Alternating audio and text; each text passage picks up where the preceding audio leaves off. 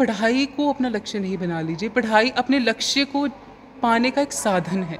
पढ़ाई खुद अपने आप में लक्ष्य नहीं है। ज़िंदगी सिर्फ़ काली और सफ़ेद नहीं होनी चाहिए, रंगीन होनी चाहिए और इस रंगों को भरना एक छात्र के हाथ में होता है। लहरों से डर के नौका पार नहीं होती, कोशिश करने वाले की कभी हार नहीं होती। रिज़ल्ट का मतलब किसी चीज़ का अंत नहीं होता।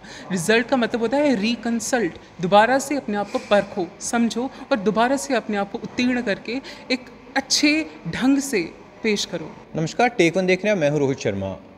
हाल ही में जो सीबीएसई का 12th क्लास का रिज़ल्ट आउट हुआ, उसमें हमारे जम्मू कश्मीर के बच्चों ने जो मुकाम हासिल किया है वो अपने आप में काबिल तारीफ़ है और हमें भी प्राउड फील हो रहा है कि हम एक ऐसे बच्चे का इंटरव्यू करने लगे हैं जिस बच्चे ने ना बल्कि सिर्फ जम्मू कश्मीर में बल्कि पूरे नॉर्थ जोन में जो है वो टॉप किया है और 99.6% जो है वो सिक्योर की हैं। सुशांत कुमार इनका नाम है। सुशांत, आपको बहुत बहुत मुबारक है हमारी पूरी टीम की तरफ से कि जो सिक्योर आपने किया 99.6 वो अपने आप में काबिल तारीफ़ है। सबसे पहले यही जानना चाहूँगा सुशांत की कौन सा मंत्र ये रहता है जो इतना हाई लेवल का स्कोर आपने गेन किया है, कितनी मेहनत लगी है इस प्लेटफॉर्म तक और इस मुकाम तक जी, सबसे पहले तो बहुत बहुत धन्यवाद।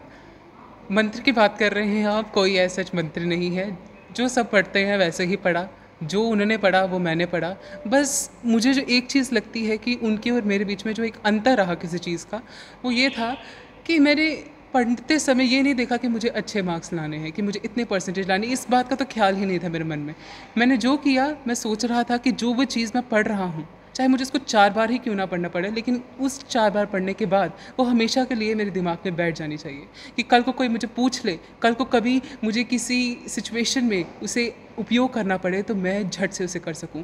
मेरे अपने शिक्षकों की जो भी शिक्षा मुझे मिली है, जो भी मेरे माता पिता ने सीख दी है, वो हमेशा मेरे दिमाग में रहे, हमेशा मेरे मन तन हर किसी में रहे और मैं अच्छे से इस पूरे राष्ट्र को एक गौरव का पल दे सकूं।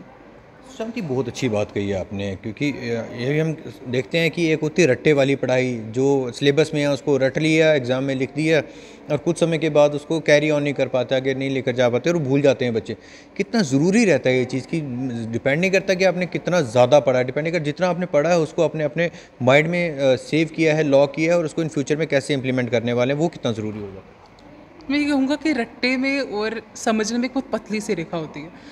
हर एक चीज़ में 2 चीज़ पर भाग होते हैं। एक खुद एक ऐसी चीज़ जो आपको याद रखनी पड़ती है। अब कोई डेट है, कोई कुछ है, वो आपको याद रखनी पड़ेगी, उसको क्या समझोगे। लेकिन हाँ, हर एक रटने वाली चीज़ के अंदर कुछ समझने वाली चीज़ ज़रूर छुपी होती है और उस एलिमेंट को आपने बाहर निकालना पड़ता है। अगर उस कोर एलिमेंट को आप समझ जाएँगे, वो चीज़ जो रटने वाली है वो आप भूल भी जाएँ, आपको जो मेन उसका सार है वो पता होना चाहिए और उसे आप कभी भी अपने जीवन में उपयोग कर सकते हैं।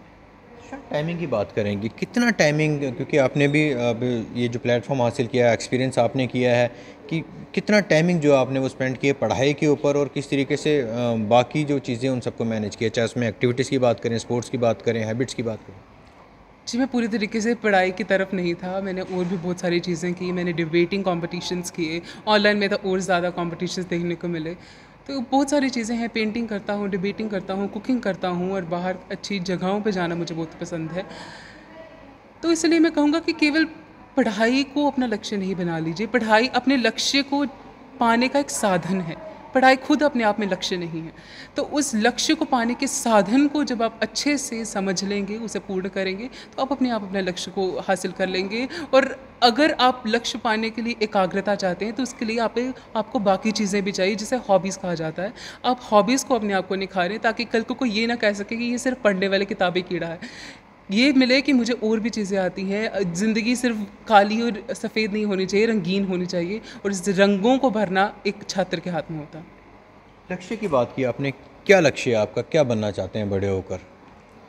जी, मेरा सबसे पहला लक्ष्य है इस देश की सेवा करना, राष्ट्र निर्माण में अपना योगदान देना और उस बड़े लक्ष्य को प्राप्त करने के लिए उससे छोटा लक्ष्य है आईएएस क्लियर करना, यूपीएससी क्लियर करना और मेरी पूरी दृढ़ता रहेगी, पूरी कोशिश रहेगी कि मैं इसे क्लियर करूं, एक ईमानदार सिविल सर्वेंट बनकर इस देश की निर्माण में, देश का गौरव बढ़ाने में अपना एक अहम भूमिका निभा सकूं। सुशांत, बच्चों के लिए क्या मैसेज है तमाम उनको जो कहीं ना कहीं हताश है, निराश है कि वो ये परसेंटेज हासिल नहीं कर पाए, पास हुए हैं या उनकी परसेंटेज थोड़ी कम है या ज़्यादा कम है, कितनी ज़रूरत उनको रहेगी और क्या मैसेज उनके लिए रहेगा कि कैसे वो आगे अपनी पढ़ाई को कंटिन्यू करें और ज़्यादा इम्प्रूव करके ऐसे मुकाम पर वो भी पहुँचे। जी, उनके लिए मैं एक ही बात कहूँगा कि लहरों से डर के नौका पार नहीं होती, कोशिश करने वाले की कभी हार नहीं होती। आज आपके कम आए हैं, कल और करिए। ये तो आपके लिए एक प्रेरणा स्रोत होना चाहिए कि क्यों कम आए हैं, मैं और ज़्यादा पाने की कोशिश करूँ। और ये नहीं कि मुझे सिर्फ़ अच्छे मार्क्स लेने हैं, ये लेने हैं। बात ये है कि आप जब अच्छे से समझना शुरू कर देंगे किसी भी चीज़ को, आप अच्छे से किसी भी चीज़ पे एक एकाग्र मन से काम करना शुरू कर देंगे, तो अपने आप आपको उसमें सफलता मिलना शुरू हो जाएगी। क्योंकि रिज़ल्ट हम कहते हैं, रिज़ल्ट का मतलब किसी चीज़ का अंत नहीं होता। रिज़ल्ट का मतलब होता है रिकंसल्ट, दोबारा से अपने आप को परखो, समझो और दोबारा से अपने आप को उत्तीर्ण करके एक अच्छे ढंग से पेश करो। सपोर्ट की बात करें या क्रेडिट की बात करें, किसको क्रेडिट देना चाहेंगे? क्योंकि एक सपोर्ट भी रहती है, माता पिता की बात करें, अपना शिक्षकों की बात करें, तो एक एनवायरनमेंट ज़रूर मैटर करता है कि जब आप पढ़ रहे हैं तो आपको एक सोसाइटी में आपका जो वातावरण है वो किस प्रकार का होना चाहिए, ताकि किसी प्रकार का खलल जो है वो पढ़ाई में ना हो। जी, अध्यापकों का बहुत बड़ा रोल रहा, मेरे माता-पिता का बोल रहा और हर एक छात्र के जीवन में उनका सबसे अहम भूमिका होती है। लेकिन ये कहूँगा कि कई छात्र होते हैं जिन्हें वो सहूलियत नहीं मिल पाती, वह एनवायरनमेंट नहीं उन्हें मिल पाता। तो उनके लिए एक बहुत अच्छी बात कही है that when challenges are difficult you can make a history.